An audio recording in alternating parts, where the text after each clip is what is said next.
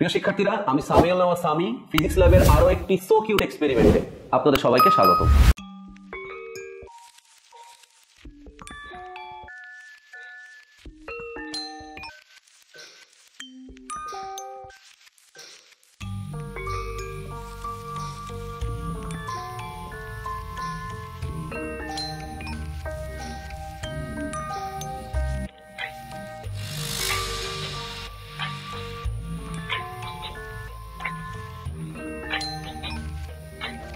আমাদের সামনে একটি সেটআপ রাখা আছে, যেখানে একটি কাচের টুকরার সাহায্যে বর্তনীটি পূর্ণ করা হয়েছে। বৈদ্যুতিক সংযোগ থাকা সত্ত্বেও বাল্বটি জ্বলছে না, কারণ কাচ অপরিবাহী পদার্থ, কাচে কোনো ফ্রি ইলেকট্রন নাই। তবে যদি আমি আমার কাছে থাকা এই স্ক্রু ড্রাইভারটি দিয়ে বর্তনীটি পূর্ণ করতাম, তাহলে আমরা দেখি বাল্বটি জ্বলে কিনা।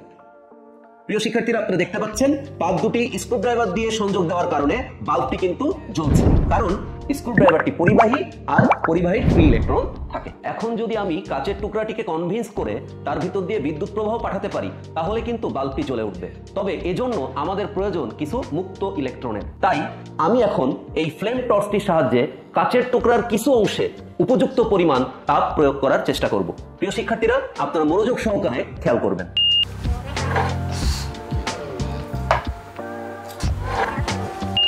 প্রিয় শিক্ষার্থীরা, আশা করছি আপনারা সবাই মনোযোগের সাথে খেয়াল করছেন।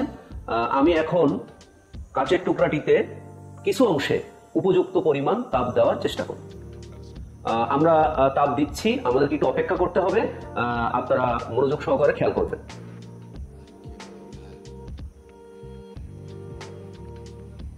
প্রিয় শিক্ষার্থীরা, আমরা ধীরে ধীরে তাপ দিচ্ছি। কাচের টুকরাটির তাপমাত্রা বাড়ছে। তাপমাত্রা বাড়তে বাড়তে কাচের টুকরাটির তাপমাত্রা যখন তার মেল্টিং পয়েন্টে চলে যাবে, অর্থাৎ কাচের টুকরাটি যখন তার গলনাঙ্কে পৌঁছাবে, অর্থাৎ গলতে শুরু করবে, তখন কিন্তু কাচের টুকরাটির আয়নিক বন্ধন ভেঙে যাবে, যার জন্য আমরা এখানে কিছু আয়ন চার্জ ক্যারিয়ার হিসাবে মুক্ত ভাবে পাবো। ওকে, এবং লাইট কিন্তু তখন জ্বলতে পারবে, কারণ বর্তনীটি কিন্তু তখন পূর্ণ হয়ে যাবে। প্রিয় শিক্ষার্থীরা, আপনারা খেয়াল করছেন অলরেডি কিন্তু বাল্বটি একটু করে জ্বলা শুরু করছে। ওকে, আমরা পর্যবেক্ষণ করব বাল্বটি জ্বলছে কিনা। আপনারা বাল্বটির দিকে একটু মনোযোগ রাখবেন।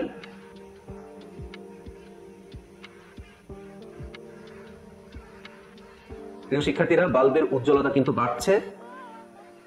আপনারা দেখছেন বাল্বটি একদম উজ্জ্বলভাবে জ্বলছে। তার মানে অপরিবাহী কাচ তাপ দেওয়ার কারণে এখন কিন্তু সে কনভিন্স হয়ে গেছে, সে কিন্তু মুক্ত ইলেকট্রন দিচ্ছে বা পাচ্ছে, যার জন্য বর্তনীটি সংযোগ পূর্ণ হয়েছে এবং বাল্বটি কিন্তু জ্বলছে।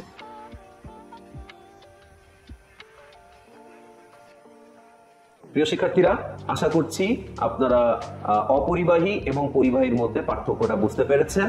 আমার কাছে যে স্ক্রু ড্রাইভারটি ছিল তার মুক্ত ইলেকট্রন ছিল, সেই জন্য তখন বর্তনীটি কিন্তু পূর্ণ হয়েছিল।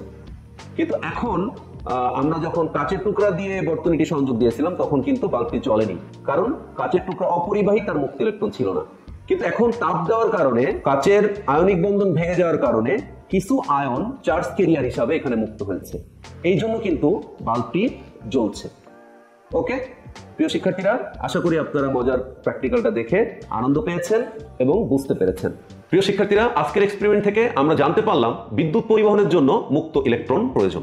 যদি আজকের প্র্যাকটিক্যালটি আপনাদের ভালো লেগে থাকে, তাহলে আপনারা সবাই লাইক করবেন। যারা আমার চ্যানেলে নতুন, তারা সবাই আমার চ্যানেল সাবস্ক্রাইব করবেন, লাইক করবেন এবং বেশি বেশি শেয়ার করবেন।